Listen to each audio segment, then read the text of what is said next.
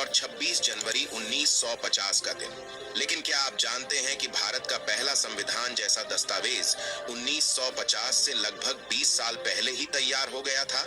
जी हाँ साथियों, 1931 में कराची रेजोल्यूशन नाम से एक ऐसा प्रस्ताव बना जिसने हमारे संविधान की नींव रख दी। आज की इस वीडियो में हम जानेंगे कराची रेजोल्यूशन क्यों बना, इसमें क्या क्या बातें लिखी थीं, उस समय के नेताओं ने जनता के लिए किस तरह के अधिकारों की कल्पना की थी, और आखिर क्यों यह दस्तावेज आज हमारी किताबों और चर्चाओं से गायब कर दिया गया। तो साथियों, चलिए शुरू करते हैं आज की यह बेहद खास और दुर्लभ ऐतिहासिक यात्रा।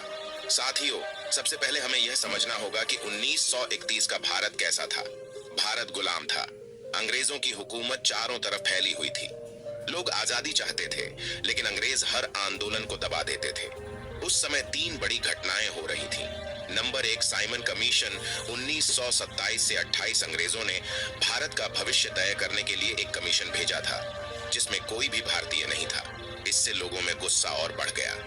Number 2, Nehru report. 1928 मोतीलाल नेहरू की अध्यक्षता में एक रिपोर्ट बनी, जिसमें भारत के लिए संविधान का खाका दिया गया, लेकिन अंग्रेजों ने उसे ठुकरा दिया। नंबर 3, नमक सत्याग्रह। 1930 गांधी जी के नेतृत्व में देश भर में आंदोलन शुरू हो चुका था। हर वर्ग के लोग आजादी की लड़ाई में कूद चुके थे। यानी साथियों, माहौल पूरी तरह बदल चुका था। भारत के लोग अब सिर्फ आजादी नहीं चाहते थे, बल्कि यह भी तय करना चाहते थे कि आजादी के बाद देश कैसा होगा। मार्च 1931 में कांग्रेस का अधिवेशन कराची शहर में हुआ। यह वही समय था जब भगत सिंह, सुखदेव और राजगुरु को फांसी दी गई थी। उनकी शहादत के बाद पूरा देश आक्रोश में था। इस अधिवेशन की अध्यक्षता सरदार वल्लभ भाई पटेल ने की थी। यहाँ एक ऐसा प्रस्ताव लाया गया जिसे कहा गया कराची रेजोल्यूशन। इस प्रस्ताव को तैयार करने में जवाहरलाल नेहरू, सुभाष चंद्र बोस और कई बड़े नेताओं की अहम भूमिका थी। साथियों, अब आते हैं सबसे अहम हिस्से पर। इस रेजोल्यूशन में क्या क्या था? यह दस्तावेज 2 हिस्सों में बंटा था। नंबर 1, मूलभूत अधिकार, फंडामेंटल राइट्स। नंबर 2, राष्ट्रीय आर्थिक नीति, नेशनल इकोनॉमिक प्रोग्राम। इस प्रस्ताव में साफ लिखा गया कि आजाद भारत हर नागरिक को समान अधिकार देगा। समानता का अधिकार, हर इंसान बराबर होगा, चाहे वह किसी भी जाति, धर्म या लिंग से हो। मतलब किसी के साथ भेदभाव नहीं किया जाएगा। अभिव्यक्ति की स्वतंत्रता, हर नागरिक को बोलने, लिखने और विचार रखने की आजादी होगी। सभा और संगठन का अधिकार, लोग शांतिपूर्वक इकट्ठा हो सकेंगे, अपनी संस्था बना सकेंगे।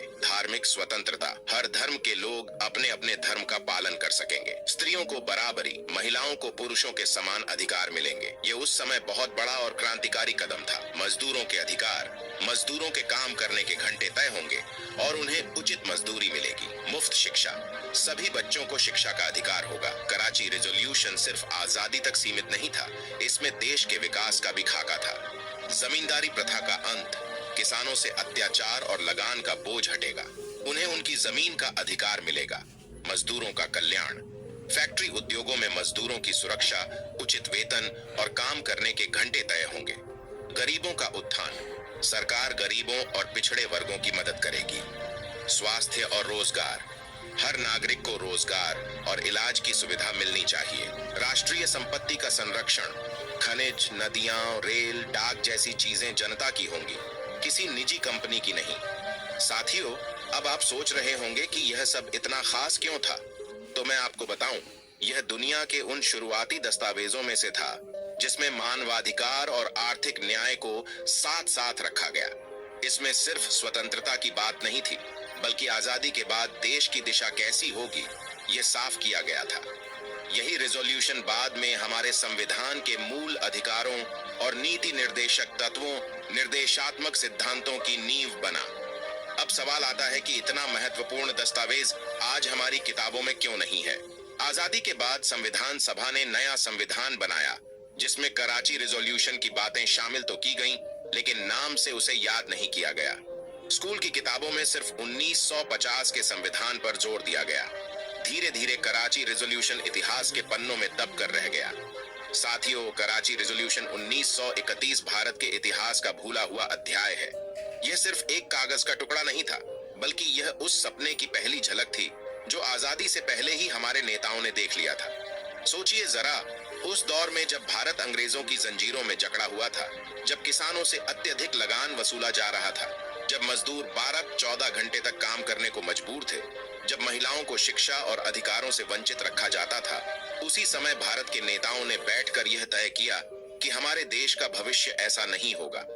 उन्होंने साफ लिखा, भारत लोकतांत्रिक होगा, भारत में सभी बराबर होंगे, किसी के साथ धर्म, जाति या लिंग के आधार पर भेदभाव नहीं होगा, हर बच्चे को शिक्षा मिलेगी, हर किसान को अपनी जमीन का अधिकार होगा, हर मजदूर को उसकी मेहनत की सही कीमत मिलेगी। ये सब बातें उस समय लिखी गईं जब खुद भारत गुलाम था।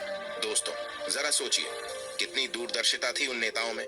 अगर हम दुनिया की बात करें तो उस समय यूरोप और अमेरिका में भी मानवाधिकार, ह्यूमन राइट्स की चर्चा उतनी गहराई से नहीं हुई थी। संयुक्त राष्ट्र यूएन ने 1948 में universal declaration of human rights अपनाया, लेकिन भारत के नेता 1931 में ही ऐसे अधिकारों का खाका बना रहे थे। यानी भारत ने दुनिया से पहले ही यह सोच लिया था कि इंसानियत और बराबरी का आधार ही आने वाले भारत की नींव होगी। कराची रेजोल्यूशन की कई बातें सीधे हमारे संविधान में शामिल की गई। मूल अधिकार, फंडामेंटल राइट्स कराची रेजोल्यूशन की ही झलक, नीति निदेशक तत्व, डायरेक्टिव प्रिंसिपल्स कराची में बनी आर्थिक नीतियों का असर। लेकिन अफसोस, इतिहास की किताबों में कराची रेजोल्यूशन का नाम बहुत पीछे छूट गया। आज जब हम 21वीं सदी के भारत में खड़े हैं, तब भी हमें यह याद रखना चाहिए कि हमारे नेताओं ने 1931 में जिन सपनों को देखा था, क्या हम उन्हें पूरा कर पाए हैं? क्या हर बच्चे को शिक्षा मिल रही है? क्या हर किसान खुशहाल है? क्या हर मजदूर को उसका पूरा हक मिलता है? क्या हर नागरिक धर्म जाति से ऊपर उठकर बराबरी पा रहा है? इन सवालों का जवाब ढूंढना ही असली देशभक्ति है। इसलिए साथियों, हमें सिर्फ 1950 के संविधान को नहीं, बल्कि 1931 के कराची रेजोल्यूशन को भी याद रखना चाहिए। ये वह सपना था जो आजादी से पहले ही हमारे नेताओं ने देख लिया था। एक ऐसा भारत